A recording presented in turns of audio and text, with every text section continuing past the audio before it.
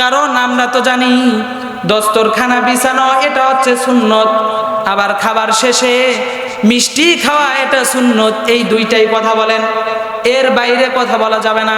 কিন্তু আমি ওই সুশীল সমাজদেরকে বলে দিতে চাই, আপনি হয়তো বা জানেন দস্তরখানা বিছে খাওয়া সুন্নত, মিষ্টি খাওয়া খাবারের শেষে সুন্নত, কিন্তু আপনি হয়তো বা জানেন না ইসলামের জন্য মায়ের খাওয়া যেমন সুন্নত, আবার ইসলামের জন্য প্রয়োজন হলে মায়ের দেওয়া হচ্ছে সুন্নত। সুন্নত নয় শুধু দাওয়াতের মেহমান, সুন্নাত নয় শুধু খাওয়া শেষে মধুপান, আরো কিছু সুন্নাত আছে তুমি জানো কি? জানলেও জীবনে কখনো তা মানো কি? সুন্নাত নয় শুধু পাগড়ি মাথায় দেওয়া, আরো সুন্নাত হলো অন্যায়ের প্রতিবাদ করা, মহাব্বতে তার সুদিনের সাথী তুমি, দুর্দিনেও তার পাশে থাকো কি? আরো কিছু সুন্নাত আছে তুমি জানো কি? জানলেও জীবনে কখনো তা মানো কি?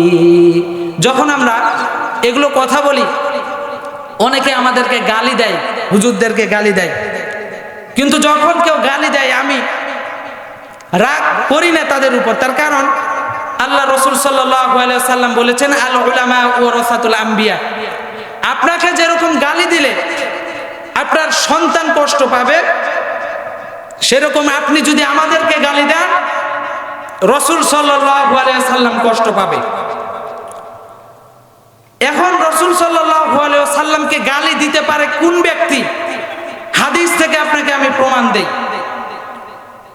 রসুল সাল্লাল্লাহু আলাইহি ওয়াসাল্লামের যুগে এক ব্যক্তি ছিল, ওয়ালিদ ইবনে মুগীরা নাম, ধনী ব্যক্তি ছিল।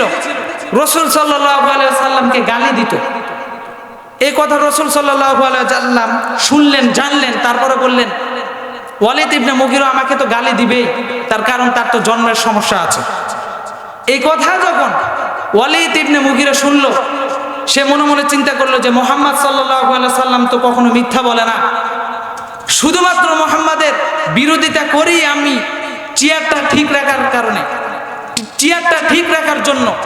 আজও আমাদের সমাজে এমন লোক আছে চেয়ারটা ঠিক রাখার কারণে আল্লাহর রসুলকে গালি দেয়, তারপরও কথা বলে না, ঠিক কিনা? সেজন্য যখন এরকম ভাবে গালি দিল, সে ডিপ্রেশন অবস্থায় বাসার মধ্যে চলে গেলেন। একটা রুমে 3 দিন পর্যন্ত বসে আছে, খাবার দাবার সবকিছু শেষ করে দিয়েছেন, খাচ্ছেন না। In the meantime Walid ibn মুগীরার মা রুমের মধ্যে প্রবেশ করলে, এন্ট্রি করেছেন। করার পর জিজ্ঞেস করতেছে, বাবা আই ফলো দ্যাট, আমি ফলো করতেছি তোমাকে কিছুদিন থেকে, যে তুমি রুম থেকে বের হও না, কি জন্য? ওয়ালিদ ইবনে মুগীরা বলল যে মা, এমন একটা কথা যেটা তোমাকে ছাড়া হবে না, বলতে লজ্জা লাগে। তুমি কি মুহাম্মদ সাল্লাল্লাহু আলাইহি সাল্লামকে চিনো? Do you know this person who is he? Muhammad সাল্লাল্লাহু আলাইহি সাল্লাম কে? Her mother says the prophet Muhammad sallallahu alaihi wasallam never lied, the prophet Muhammad sallallahu alaihi wasallam never cheat.